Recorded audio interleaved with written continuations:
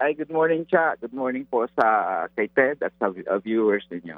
Oo, malaking development nga po itong desisyon ng ICC kahapon, Attorney Neri, tungkol po dito sa kaso ng Pangulong Rodrigo Duterte. Pero para mas maintindihan lang din po nito mga nakikinig at nanonood sa atin, after po ng confirmation of charges na ginawa po dyan sa ICC, laban nga po dito sa mga kaso ng dating Pangulo, ang sinasabi po dito, confirmed ang lahat ng charges na crimes against humanity at tuloy nga po ang full trial. Ano na po nga abangan ng publiko dito? Kailan kaya magsisimula yung official trial natin?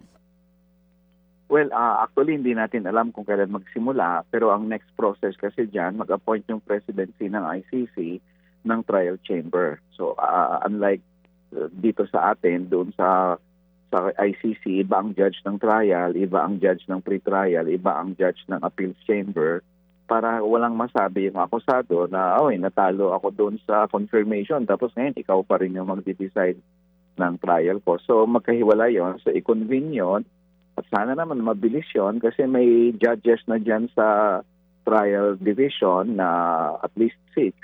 So, tatlo man lang niya doon, ma-appoint, pwede nang magkaroon ng trial chamber. Pag na-convene na yung trial chamber, ang sunod na proseso, i-convene ng trial chamber ang mga parties. No? So, doon sa ICC, tatlo ang parties, prosecution, depensa, at biktima. Dito kasi sa atin, dalawa lang yan eh. Kung baga fiscal at Paul lang yan o prosecution and defense. Tapos pag-usapan na doon yung paano ang proseso ng trial. So, kailan, anong order, mga ilang witnesses, etc. So, it could take some time but hopefully masimulan na this year. Oo, pero para lang po mas malinaw, ang confirmation of charges sa kaibahan ng conviction, hindi pa po ito yon. 'Di ba? Tama, no, Attorney? Hindi. Oo. Ang naman. Kumbaga, pareho sa probable cause lang natin yan dito. Oo, At para ang maintindihan trial nila. mismo, proof beyond reasonable doubt yun. Oo. Doon po sa sinasabi ng chamber na substantial grounds to believe para may akyat nga po itong kaso sa trial, proof beyond reasonable doubt and unanimous po yung naging desisyon. Sa puntong ito, masasabi niyo po ba malakas talaga yung pundasyon ng kaso laban po sa dating Pangulo? Yes, hindi pa proof beyond reasonable doubt yung standard na of evidence doon sa pre-trial chamber, sa confirmation. Reasonable, di ba? Yun ang term niya. Oo. Pagdating sa trial, probable cause. Ngayon, proof beyond reasonable doubt. Ang tanong, malakas ba ang kaso? Tingin namin lakas siya. Kasi yung aming ipipresent ng prosecution at mga biktima ay yung una, may common plan na pinlano ito, na patayin at may order. At ginawa yung order at widespread or systematic yon. At may knowledge si President Duterte. Ang dami naming ebidensya doon. In fact, ang problema talaga yung depensa. Kasi wala akong maisip na ebidensyang isasubmit ni President Duterte para sabihin wala siyang kinalaman sa drug war. Lahat naman tayo dito naniniwalang may kinalaman siya. Kahit nga pro-Duterte, naniniwalang may kinalaman siya sa EJK, kaya nga siya binoto kasi nangako siyang patayin niya mga adik So, mahirapan talaga sila doon sa kasong ito. Kaya siguro yun ang rason bakit matagal na ina-avoid ni President Duterte ang trial at motion siya ng motion para ma-delay na salungat doon sa normal na pag nakakulong ka, innocent ka, you avail of your right to speedy trial. Siya naman, his right to a long trial. So, sa akin, malakas siya ang kaso ng prosecution. Hindi naman siguro nga pagbibigyan yan nitong chamber kung hindi malakas o kung walang basihan ang reklamo. So ngayon po, attorney, ang atin pong paghahandaan yung actual na schedule ng hearing. Ano po, yung actual na po. Wala pa ho. Kailan kaya ito maglalabas? Ano ho ba ang inyo diyang kaalaman? Well, kung gustuhin lang, di sana next month na. Pero ang karanasan dyan sa ICC, matagal yan.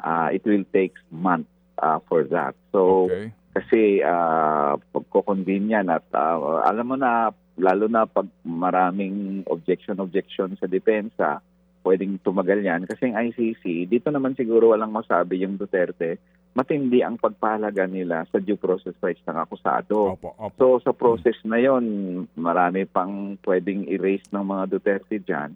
So we don't know. Pero hopefully, Ted, sana matapos na yan in the next 2 months or so at masimulan na before the end of this year. Kasi wala nang appeal to, di ba? Kumbaga, ito na yung nag-desisyon sila, so trial na, hindi ka na pwede mag-motion for recon pa to reconsider. Wala nang ganun, di ba? Well, they can avail pero magpaalam sila sa pretrial chamber. Okay, They can ask for leave from the pretrial chamber na i-appeal yung confirmation of charges. Sige. Ngayon, ang tanong, yung co-conspirator, may aasahan ba kaya nasa ano ba yung proseso na maglalabas na rin kaklaruhin na meron ng arrest warrant doon sa mga binabanggit na co-conspirator kasama si Senator Bato? Well, hindi nila sinasabi yan. May confidentiality clause sila sa mga warrants of arrest. Pwedeng i-public nila yan, pwedeng hindi. We don't know that. May balita na as early as last year, may warrant na. Kasi ang sa ICC, merong tinatawag na pre-indictment warrant. Ibig sabihin, kahit nga hindi ka pa na-indict, pwede na sila mag-issue ng warrant if only to preserve the evidence and for you not to threaten the witnesses and the victims, di ba? So, we don't know that at siguro, hopefully, may aninag na yon pag ma-convene ng trial chamber at malaman namin bilang abogado ng mga biktima kung mayroon ng warrant o wala. Okay. Kasi nga, I mean, kumbaga, attorney, common sense naman, di ba? Oo. Si Pangulong Duterte ang sinasabing umano ay nag-utos, right? Correct. Okay. Hindi naman siya mismo ang sinasabing umano'y pumatay sa mga hinihinalang drug user o drug pusher. So kung siya ay nag-uutos, alam nga namang hindi pa panagutin yung inutusan, di ba? Tama? Correct. Na siyang gumawa ng sinasabing crimes against humanity po. So yun. So dito, na common sense din na talagang maglalabas ng arrest warrant sila. Yes, ako ganun din. Pareho tayo, Ted. Kaya nga tinawag si President Duterte na indirect co-perpetrator kasi hindi naman siya nag-pull ng trigger. Pero definitely, hindi niya magawa yon kung titingnan mo yung ebidensya ng prosecution o ang aming legal theory. It was a common plan. It was, of course, implemented hanggang sa baba. So, yung mga nasa baba, and in fact, if you look at the document containing the charges, Ted, nagsabi siya doon ng 9 entities, yung DCC, yung kumbaga information, kumbaga sa atin, ang nakalagay doon, may 8 pangalan. 8 pangalan na Senator Bato, etc. Pero yung pang-siyam, tingnan mo, other public officials and PNP officials. Okay, sige. Pwedeng damay yun pa sila. Opo. Sige po. So, sir, nangangahulugan nga po, by the way, sa kasaysayan ba ng ICC, yung mga na-convict na dyan, meron bang iba? Meron bang gano'n na yung na-convict, tapos meron siyang mga general o sino mang mga hitman na nakasama? Yes. Ano na yan, may mga kaso na kasama yung subordinates niya. Okay. In fact, ano yan, kasi normally, ang crime against humanity, hindi yan gawa ng isang tao. Mayroong subordinates yan. Opo. O sige, so yan pong ating aabangan ngayon, no? Itong binabanggit po ninyo na kaakibat nito, yung posibilidad nga, at malaking posibilidad na maglabas ng arrest warrant doon sa mga co-conspirator na umano'y nagpatupad ng mga order na ito.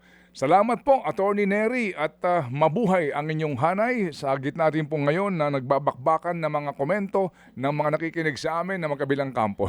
Opo. Yes. Maraming salamat din, Ted. Opo. At sana naman yung lahat, kahit anong kampo ka pa, sana dito sa ICC, kahit yung panawagan lang na magkaroon ng trial, suportahan ng lahat kahit saang kampo ka pa. Opo. Salamat po na marami. That's a basic rule and principle sa justice. Salamat. Opo. Thank Salamat, you. Good Attorney. morning. Thank you. Mga kapatid, para sa iba pang mga balita at impormasyon, sundan niyo po kami sa X, Instagram, Facebook at syempre sa TikTok, True Network PH. Mag-subscribe din po kayo sa aming YouTube channel, True Network. May website din po tayo, truenetwork.ph. At pwede nyo rin po kaming mapanood sa Channel 19 ng aming True FM TV. Lagi pa rin makinig sa radyo dito po sa 105.9 True FM dahil dito, laging true sa'yo, kapatid. Tayo sa totoo, tunay at